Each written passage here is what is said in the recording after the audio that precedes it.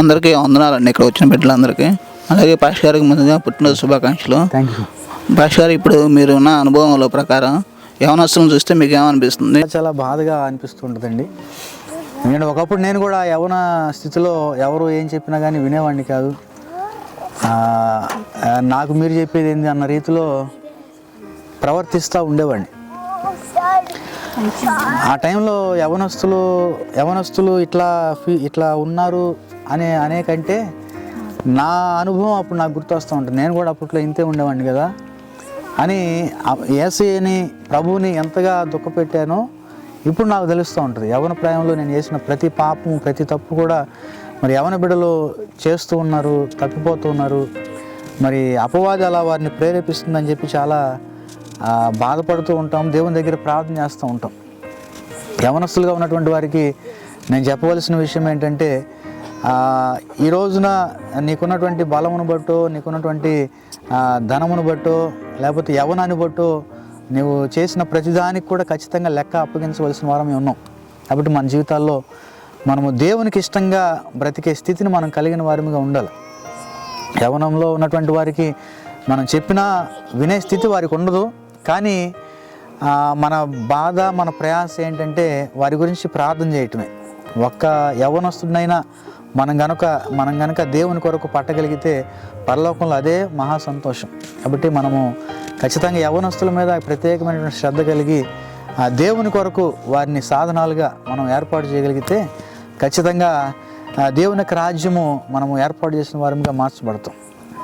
అలాగా యవనస్తులని చూస్తే ఇప్పటికీ మన గ్రామంలో కానీ మనకు తెలిసిన వారిలో కానీ యవనస్తులు నాతో పాటు ఉన్నటువంటి వారు ఇంకా లోకంలోనే ఉన్నారు. వారికి నేను చెప్పినా కానీ వారు నన్ను హేళనగా చూస్తూ ఉంటారు. అంటే ఒక వింతగా చూస్తూ ఉంటారు. నువ్వు చెప్తున్నావరా అన్నట్లుగా చూస్తూ ఉంటారు. కానీ వారి గురించి మనం చేయవలసిన పని ఏంటంటే ప్రార్థన చేయటమే.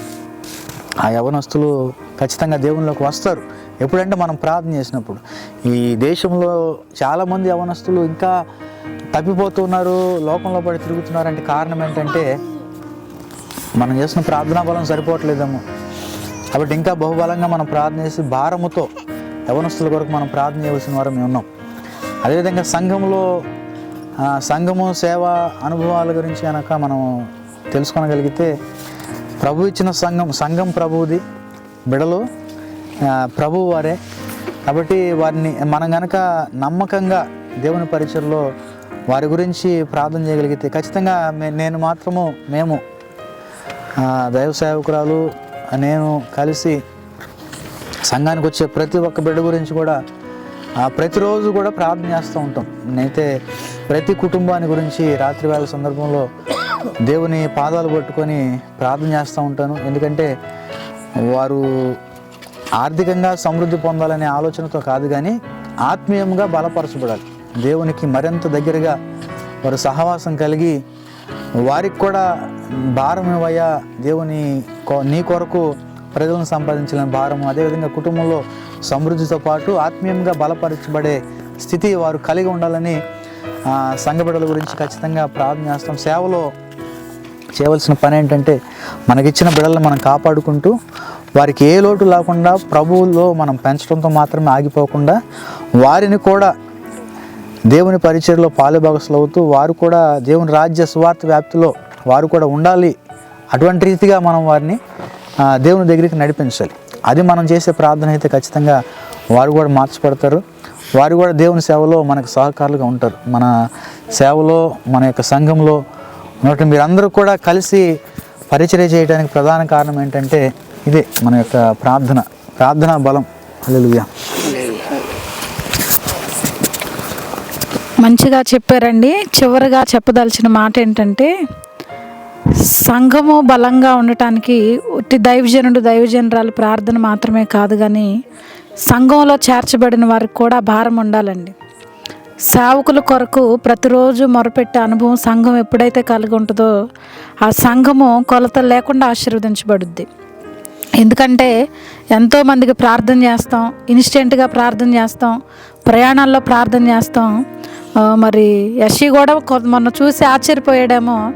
నైట్ 12 11 వేరే ఊరు నుండి వస్తుంటే ఆ టైంలో కేక్ కటింగ్ అంట, ఇప్పుడే ఇన్స్టెంట్గా వచ్చే పాస్టర్ గారు పని నుంచి ప్రార్థన చేయండి అంటే రోడ్డు మీదే బండి ఆపి మోకరించాం.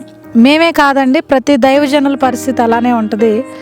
రోడ్డు మీదే కళ్ళు మూసుకుని నిలబడి ప్రార్థించాం. కొన్నిసార్లు చాలా పరిస్థితుల్లో ప్రార్థన చేస్తూ ఉంటాం. ఆ టైంలో ఏముంటుందంటే సంఘంలో ఉన్న మీ ప్రార్థన దైవజనులకు ఆశీర్వాదకరంగా మార్చబడినప్పుడు, మీ సేవకులు బలంగా పనిచేస్తున్నప్పుడు ఆ బలమంతా మీరే అనుభవిస్తారు. హల్లెలూయా.